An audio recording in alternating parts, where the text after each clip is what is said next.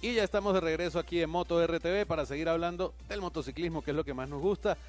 En este momento obviamente vamos a pasar a un tema que tal vez no le gusta tanto a los motoristas hablar de él, pero que es un tema que se tiene que tocar, porque se trata de las lesiones y su recuperación. A nadie le gusta estar lesionado, pero todos nos queremos recuperar rápido, así que vamos a conocer algunos tips de cómo acelerar ese proceso de recuperación, no por hacerlo más rápido, sino porque si lo haces bien, lo haces mejor. Vamos a hablar con quién, Fernando. Ahorita vamos a hablar con Manuel Padrino, fisioterapista especializado en deporte. Todo el mundo que practica un deporte, si sea una chamusca de fútbol, tarde o temprano se va a lesionar. Bueno, de hecho estás más propenso a lesionarte cuando no eres un deportista de élite, sino que lo practicas de vez en cuando. Cabal. Y ahorita vamos a concentrarnos un poco en el motociclismo, que es el tema del programa, y de la modalidad del enduro, que es una de las modalidades más populares que hay en Guatemala. Entonces hay unas lesiones que son muy comunes en la práctica del enduro por la complejidad que tiene la disciplina. Sí, la disciplina. Entonces Manuel nos va a hablar de cuáles son las lesiones más comunes en el enduro. Bienvenido, Manuel. Muchas gracias.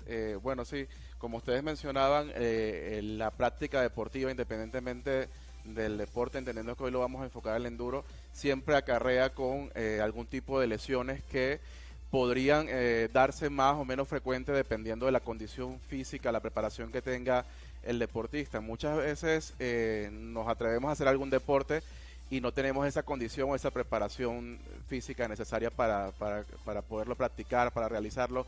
No conocemos cuáles son los gestos o los motores o deportivos propios de esa disciplina y es donde nos lesionamos. Precisamente cuando hablamos de enduro podemos dividir las lesiones que ahí se dan en dos grandes grupos. Una que son las lesiones traumáticas a las que estamos acostumbrados, como golpes o traumatismo, alguna fractura, alguna esguince, que lo llaman también torcedura o luxaciones.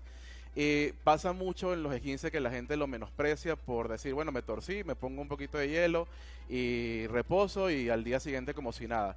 Y lo que va pasando con esto es que la articulación se va haciendo más inestable y eso hace más propenso a la persona que a cada rato se está esguinzando, se está doblando el pie y no tiene una buena recuperación. Es como cuando decimos, bueno, me dio una gripe, me la curé mal y al ratito la tengo otra vez apenas cae una gotita de agua. Entonces es muy importante las recuperaciones que nosotros podemos tener en ese sentido, tanto traumáticas como las lesiones que también se pueden dar por sostener una postura por mucho tiempo, por movimientos repetitivos, como por ejemplo, nada más el simple hecho de sostener el manubrio de la moto puede también acarrear algún tipo de lesión tan típica como por ejemplo podría ser el síndrome de túnel carpiano. El hecho de nada más de mantener la tensión de la musculatura flexora de la muñeca puede llegar a inflamar el nervio mediano, que es el que está en la muñeca, y eso provocar un famoso síndrome de túnel carpiano que lo podría tener mayormente las secretarias o algún carpintero o personas que hacen actividades repetidas con las manos. Pero básicamente en el enduro encontramos más lesiones de tipo traumáticas, algunas lesiones también por mantener la postura, pueden ser lesiones en la columna, por la ergonomía, por la altura de la moto, que a veces no es la más idónea para el deportista y eso hace que la persona adopte una mala postura en la moto durante periodos prolongados. Ok, ¿cuáles serían entonces las partes del cuerpo que más afectadas se ven o que son más vulnerables a lesión cuando estás practicando enduro? Vale, te las voy a ir enumerando desde la cabeza hasta los pies. Por ejemplo, en la cabeza, cuando tenemos algún impacto, algún choque, podemos tener desde un latigazo cervical o alguna esguince cervical. Después en los hombros podemos tener algún pinzamiento, el famoso manguito de los rotadores, algún codo de tenista o una tendinitis lateral, que es cuando la musculatura extensora se inflama, y síndrome de túnel carpiano en las manos. En las extremidades inferiores y en la espalda, bueno, las lesiones en la espalda pueden ser alguna protusión o algún, por ejemplo, espasmo muscular a nivel de la columna, y en las extremidades inferiores, como en la cadera, la rodilla y los tobillos, lesiones más de tipo traumáticas, como desde una contusión o un golpe, fracturas, esguinces y luxaciones. Buenísimo. Cuéntanos un poco cuál es el proceso de la lesión, porque las lesiones tienen un proceso. Normalmente yo he practicado muchos años enduro, uno se agarra, se golpea, como se ve ahorita en el video que estamos pasando. Con el calor, la adrenalina, te levantas y sigues, no te paras un segundo a evaluarte un poco. ¿Cuál sería ese proceso, de evaluación y después cómo identificar y decir, oye, yo creo que debo de parar? Fue más duro de lo que parece. Sí, exacto. Cuéntanos un poco de esa parte. Sí, muchas veces cuando practicamos algún deporte estamos en la acción, como bien decías, la misma adrenalina hace sentir menos ese proceso doloroso, ese proceso traumático y pareciera que nada nos pasó. Sin embargo, es importante dedicarle mucha atención al proceso traumático que acabamos de sufrir, porque si lo pasamos por alto, pues nos brincamos esa primera fase de una lesión, que las lesiones van a tener 3 fases, que la primera es la fase inflamatoria aguda.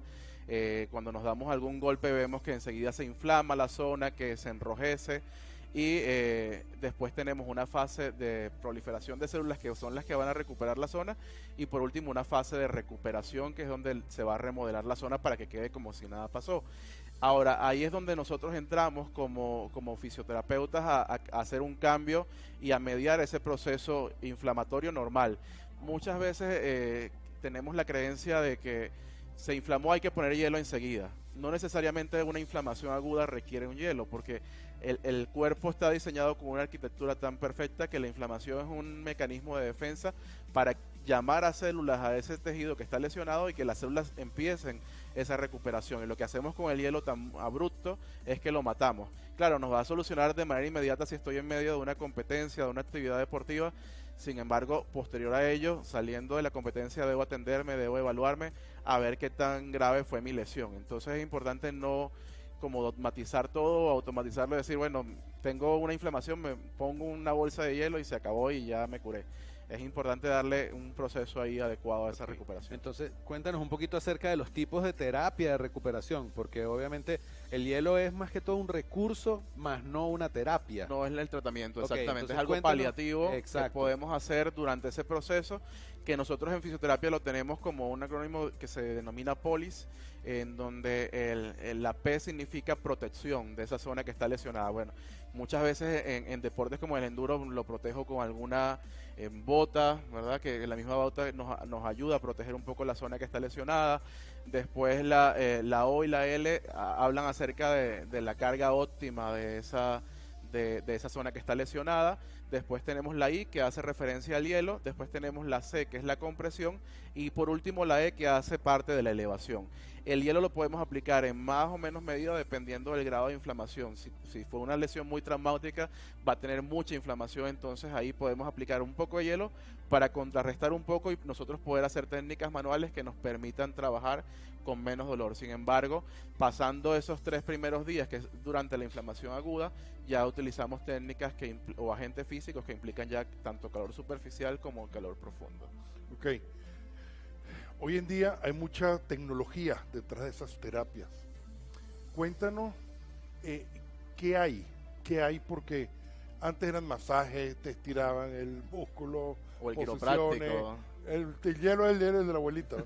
Pero ya hay mucha tecnología. Sí, y las famosas cremitas de échate esto y con eso ya... El marihuanol del bueno.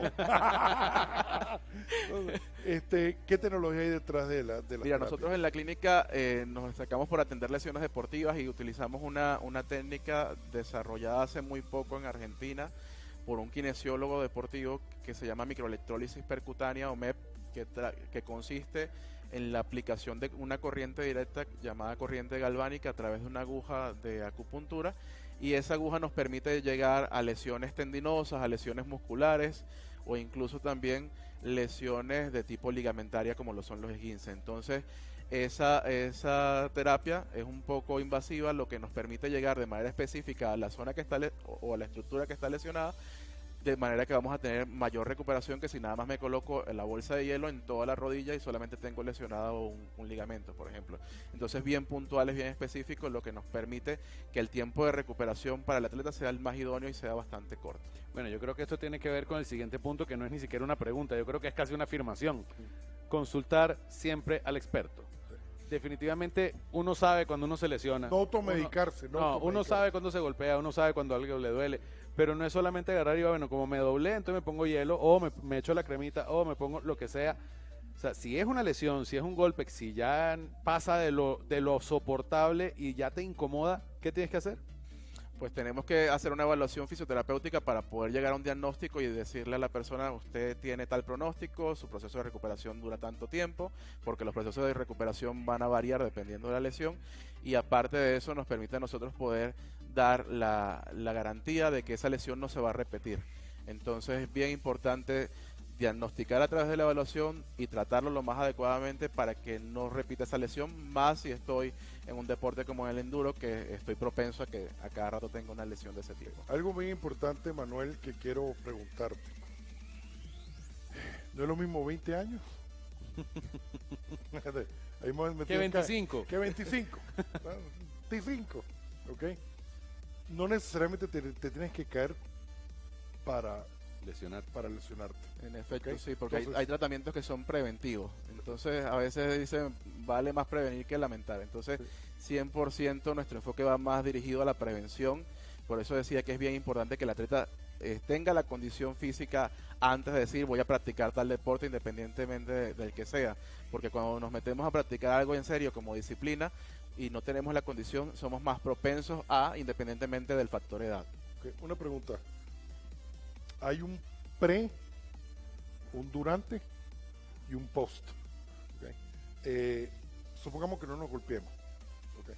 Tú como experto, ¿qué aconsejas antes de practicar? Por ejemplo, yo voy a una carrera, me cambio. ¿Qué debo de hacer para evitar lesiones que no sean por motivo de golpe? ¿Qué debería de hacer? Ejemplo, en el enduro se da una vuelta de unas 3-4 horas, descansas media hora y vuelves a salir por una segunda vuelta. ¿Qué se puede hacer esa media hora?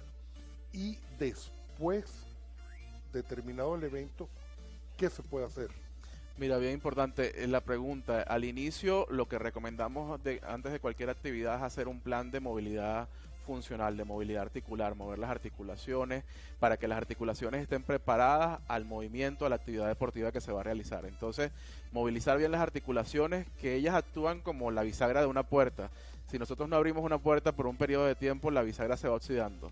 Lo mismo pasa con las articulaciones. Cuando las mantenemos mucho tiempo en una sola posición o sin moverla, el líquido sinovial, que es lo que lubrica las superficies articulares, empieza a escasear y el movimiento cuesta más. Entonces, si nosotros en frío nos metemos a algún deporte y no movilizamos esa articulación, tenemos más riesgo de lesionarnos. Entonces, siempre antes de iniciar la carrera, movilizar bien las articulaciones, hacer movimientos espontáneos, naturales, entre 5 o 10 minutos previo a la carrera. Y en esas media hora de descanso entre un lapso y otro, aprovecharlo para hacer pausas activas, algunos pequeños estiramientos musculares que permitan que ese ácido láctico que se va acumulando producto del esfuerzo físico que tiene la carrera pueda irse liberando a través del torrente sanguíneo y se mantenga también tanto la movilidad articular que trabajamos al inicio como la longitud de la musculatura que estamos trabajando. Eso ayuda a mantener un performance durante la segunda vuelta. Adecuado, sí. Y al final nosotros podemos hablar ya de tratamientos más de tipo fisioterapéuticos en los que entran las descargas musculares, baños de inmersión ya sea en tinas con hielo o masajes terapéuticos u otro tipo de técnicas ya propias de fisioterapia para poder dar un proceso de recuperación más adecuado al cuerpo. Ok, bueno, cuéntanos dónde te ubican, cómo te ubican.